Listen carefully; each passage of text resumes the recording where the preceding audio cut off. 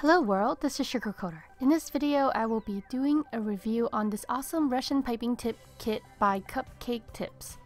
There's a link in the video description on where to get it, so check it out. There is a promo code too.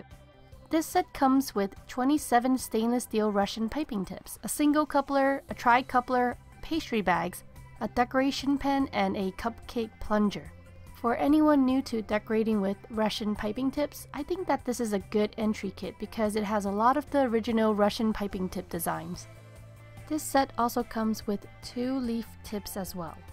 To use the cupcake plunger, you basically just plunge the cupcake plunger into the center of a cupcake like this. Fill the center with some sort of filling, like for example in this video I used strawberry jam, and then place the little thing that you took out back into the cupcake.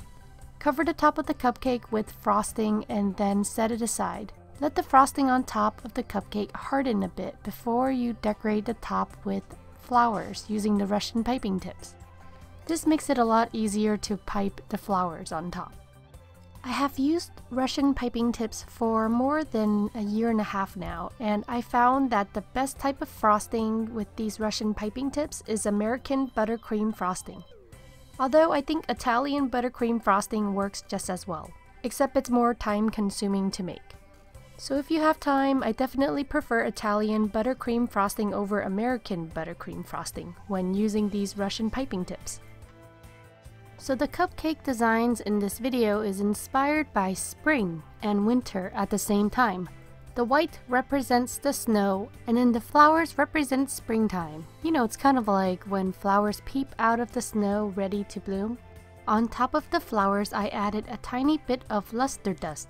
It is inspired by the snow when it glitters. For the flower cupcakes, I used pink and blue because one of my friends is about to have a baby shower, and I thought what a great idea to decorate some flower cupcakes to bring to her baby shower party.